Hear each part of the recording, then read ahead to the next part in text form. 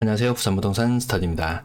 8월 26일 1일 브리핑 해보도록 하겠습니다. 어제 장장 2시간 30분에 가까운 실시간 방송을 한번 했었는데요. 많은 분들 참여해주셔서 감사합니다. 그레이 롯데캐슬 골드스마트 마이너스 1.6억 22% 하락, 이편한 세상 서면 더 센트럴 마이너스 2.6억 37% 폭락.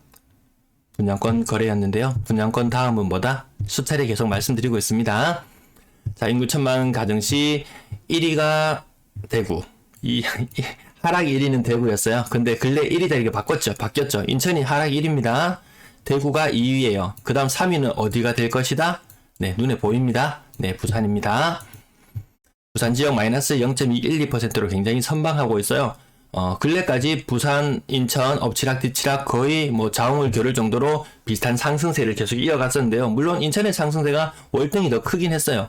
하지만 인천이 이렇게 가파르게 하락할 거라고 예상했습니까? 전세도 보시면 마이너스 0.3%, 요게 더 커지면 폭락은 가속화된다고 말씀드렸어요. 부산은 폭락을 아직 경험하지 않는 단계. 그래도 마이너스 0.12%면 가끔 가다가 30% 하락 경험한다고 말씀드렸어요. 대구는 지금 마이너스 0.24%잖아요. 마이너스 0.2 이 숫자가 나오는 순간 40% 하락도 경험합니다. 오늘 학군지에 있는 아파트, 나름 학군지라고 불립니다. 2만 한 7천 세대 정도 되는 대규모 단지, 좀 끄트머리이긴 합니다. 하지만 그것도 가격은 한 6.55까지 갔었던 곳이거든요. 인근에 있는 아이파크 1차, 2차 이렇게 있는데 다른 데는 거의 7억 한 2천인가 이 정도까지도 갔었어요.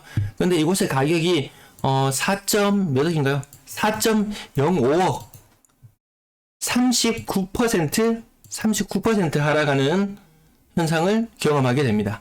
놀라운 경험이죠. 근데 마이너스 0.2라는 숫자가 나오면 이런 현상 나타납니다. 매도물량, 임대물량 보시겠습니다. 그럼 부산은 어떨 것이냐? 부산도 하락이 더 가속화될 걸로 보여집니다. 자, 매도물량 근래 들어서 하락하던 것이 다시 상승으로 방향을 살짝 틀었습니다. 부산만 일어나는 현상이 아니고 전국적으로 일어나는 현상이에요. 전세 물량은 계속 증가, 월세 물량도 계속 증가인데 월세 물량이 더 가파르다는 느낌이, 월세 살던 사람들, 월세 가격이 너무 오르면 어떡하나요? 대안이 있습니다. 원룸으로 간다든지, 투룸으로 간다든지, 오피스텔로 빠진다든지. 오피스텔 부산에도 굉장히 많이 지었잖아요. 아파트의 월세 물량 증가할 수밖에 없습니다. 그동안 공급 물량을 이야기할 때 주로 아파트만 가지고 주로 많이 이야기를 하는데, 오피스텔도 1인 가구나 2인 가구 정도 되더라도 아파트를 대체할 수 있는 물건이라는 거죠. 그럼 아파트 가격이 월세 가격 무한정 올릴 수 있느냐? 올리는 것도 한계에 봉착할 것 같습니다. 전체 임대 물량 이렇게 가파르게 증가하는 지역이 없다. 가장 큰 임대 물량 하나만 놓고 봤을 때는 부산이 가장 위험하다. 인천보다도 더 위험한 지역으로 손꼽힙니다. 그나마 버티는 이유는 제가 계속 말씀드리지만, 규제 지역만 해제되면은 뭔가 일어날 거야. 그런 기대감 무너지는 순간이 오히려 차라리 규제 지역을 늦게 해제하는 게 낫다. 대구처럼 빨리 해제해버리니까 거래량 증가는 20%에 불과하고 하락률은 더 커지더라는 거죠. 그 현상을 부산 사람들이 경험하게 된다면 실로 충격이 아닐 수 없을 것 같습니다. 거래량 거래대금 보시겠습니다. 거래량 58건, 오늘 신고 많이 됐네, 이런 느낌 가지시죠? 신고가 비율은 10% 안 되는 상태고요. 7월의 거래량은 확정적이다, 1월보다 거래량 더 적다, 그러면 8월의 거래량은 어쩔 것이냐? 물론 7월과 유사하거나 더 적거나 그런 상태가 될 것 같습니다. 거래량이 늘어나잖아. 58건이나 되는 걸 이렇게 이야기를 하실 분들이 계실 것 같아서, 대창동 일가에 있는 요 아파트 덩어리로 한 11채인가 10채인가 정도 거래가 되었거든요. 아마 재건축이나 재개발이나 요런 것들 때문에 아마 편입되는 거, 시행사에서 매입했는 물량들이 오늘 포함되어서 거래량이 다소 늘어난 걸로 보일 수도 있을 것 같습니다. 자, 그래도 아는 사람들이 사준다, 직거래 비율이 어느 정도 유지된다는 것은 아는 사람이 사준다, 그 현상은 점점 줄어들 걸로 보이고요. 일평균 거래량 신고되는 것이 6월 달에는 거의 60건 거래되는 것이 7월이 되면서 거래량이 48건, 그리고 8월이 되니까 일평균 거래되는 신고 건수가 36건, 한 달에 12건씩 줄어드는데, 이게 12건 더 줄어들어서 일평균 24건씩 거래량이 나타날 날도 있을 거라는 거죠. 그러면 이때는 정말 안 팔립니다. 대구에 하루에 28건 이렇게 거래되는 무렵에요, 사람들이 정말 안 팔린다고 아우성을 칩니다. 가격은 옆에서 뚝뚝 떨어지는 게 눈에 보이는데 물건을 팔고 싶어도 팔리지 않는 상태가 갑니다. 그 상태를 부산도 만날 수도 있을 것 같다. 가격 상단 부분의 신고가 대형 평형이구나. 그래도 지금 이 시점에 좀 선뜻 이해는 되지 않습니다. 이 정도 가격이라면, 네. 넘어가고요. 연재 롯데캐슬 대시양. 고점 대비 9억 1천에서 8억으로 10% 정도 하락했고요. 신규 거래 2020년에 입주했는 아파트들 지금 이제 비과세 처리하면서 이 기똥찬 타이밍 아닙니까? 기똥찬 타이밍. 동네 삼정 그린 코아 포레스트 고점 대비 6억 3천에서 5억 천까지 20% 정도 하락하는 모습 보였고요. 그리고 구서 SK뷰 2단지 15% 정도 하락. 부산 명지 중흥 S클래스 에듀오션. 야, 이 멋진 이름 다 보셨습니다. S클래스에 에듀에 오션에. 야, 이거 무슨 동네인가요? 네, 고점 대비 20%. 그리고 부산 부일 산호맨션 요 가격도 35% 되나요? 한 35% 될 정도로 1983년식 최고 거래 가격대는 거 보면 5층이 최고층이었는 거 봤으면 이건 분명히 이건 재건축 물건이다.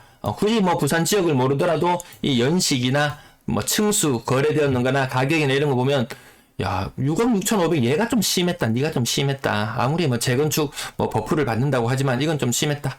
가격 고점 대비 2억 이상 조정받아서 35% 하락하는 모습. 근데 이게 재건축 관련해서 이슈 관련해서 지나치게 니는 많이 올랐으니까 떨어져도 괜찮다라고 생각할 수도 있겠지만 이 35% 40% 하락하는 현상이 부산에서도 좀 있으면 자주 눈에 띌 것 같습니다. 럭키줄에 한 15% 이상. 그리고 킨더 밀차 아인슈타인 10% 정도 하락하는 모습. 그리고 보시면 아시겠지만 이제 3억대 거래가 그나마 좀 되고 있다. 이 현상들이 조금 더 줄어들 수도 있습니다. 오늘 앞부분 설명이 길어져서 살짝만 보고 지나갈게요. 지나갑니다. 네, 건당 거래 대금 지속적으로 하락. 규제 해제되면은 요거 좀 올라가긴 해요. 올라가다가 이거 뭐야 이거. 이 시장 반응이 왜 이래? 선동가들이 제가 어제 그제 영상 이미지 남겨드렸었는데요. 선동가들이 앞에 나서서 아무리 깃발을 흔들어도 군중들은 똑똑합니다. 군중들은 똑똑해요. 같이 움직이지 않습니다. 그들이 움직이지 않을 때 선동가들은 많이 허탈해 할 수 있습니다. 7월의 거래량 아주 적다. 3억 미만 거래 비중 조금 올라가는 모습. 6억 이상 거래량은 늘어나지 않는 모습. 6억 이상 거래 비중도 많이 떨어질 것 같아요. 네, 10% 이하는 거의 확정적으로 가는데 뭔가 이슈가 있을 때마다 여기 살짝 살아나긴 하지만 누군가는 상승기에는 누군가는 이 틈을 이용해서 매수를 했을 것이고 하락기에는 오히려 이 틈을 이용해서 매도를 했다. 건수가 이슈가 있을 때마다 매도를 했다고 해석하는 게 오히려 더 맞을 것 같습니다. 분양권 6건 중에 신고가는 없었고요. 아는 사람이 지금은 그나마 받아준다.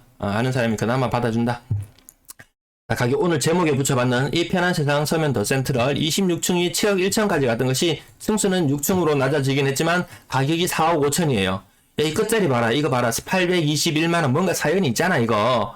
그렇게 이야기하지만 7억 1,893만원까지 갔던 893만원 얘도 끝자리를 맞췄어요. 뭐 또 아마 뭐 중개거래니 뭐 직거래니 온갖 것들 이야기가 다 나오지만 이 정도 30%의 하락은 이제 가격 마이너스 0.2% 부산도 곧 따라올 거예요. 이 하락 속도가 더 가속도가 붙으면서 더 빨라진다고 말씀을 드렸었는데 이런 가격 하락하는 현상 좀 자주 보게 된다. 분양권 가격이 하락하면 뭐다? 그 인근의 가격 신축이나 구축 아파트들 가격이 하락한다.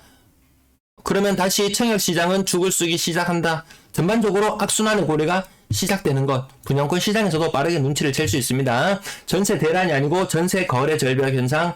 가을 돼도 크게 달라질 건 없다. 야, 근데 거래량 많잖아. 거래량 많네. 108건. 신고가 비율도 10%나 되네. 라고 이야기할 수 있지만 이렇게 간혹 가다가 임대 아파트들이 섞여 들어오는 경우가 있습니다. 그러면서 거래량이 늘어나요. 그리고 6월달에 거래. 지금 신고되는 물건이 아니잖아요. 근데 이런 거래들도 오늘 제법 많이 섞여 들어와서요. 그래서 실질적인 거래량은 그렇게 많지 않더라. 고점 대비 3억 5천 정도 차이 나는 것. 2022년에 입주했는 아파트. 네, 요거 지금 문제 안 되지만 8억 5천에 입주했는 사람들 2년 후에는 반드시 문제가 불거집니다. 해운대 자이 1단지 고점 6억까지 갔던 것이 4억 7천으로 1억 이상 하락하는 모습. 남천 금호 어울림 더비치 6억 3천까지 갔던 것이 4억 7천으로 1.6억 정도 하락하는 모습.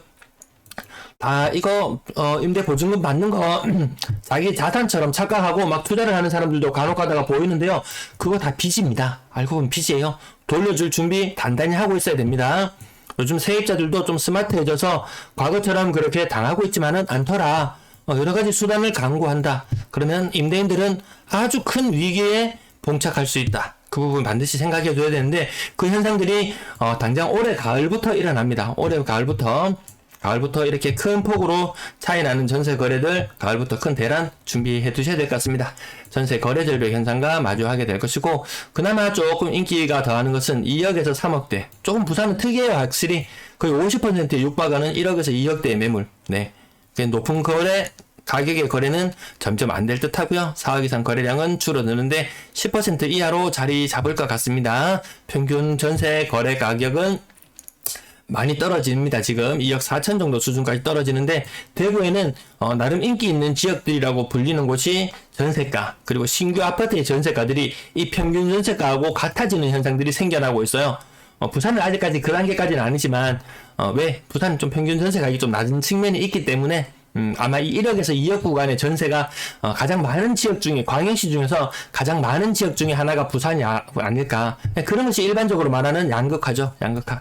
근데 뭣도 모르면서 심심하면 어디에서 언론에서 주워 들은 이야기는 있어가지고 초양극화가 어쩌고 저쩌고 하지만, 이 초양극화는 레벨이 다릅니다. 빌 게이츠의 자산과 나의 자산을 비교해본다. 그러면 초양극화 이해하겠다. 근데 아파트 꼴랑 한두 채 가지고 있고, 한 3, 4억 가지고 있고, 아니면 5, 6, 한 돈 10억 정도 자산 가지고 있고, 한 3, 4억 가지고 있는 사람 가지고, 야, 너하고 나하고, 난 똘똘한 한 채 가지고 있어.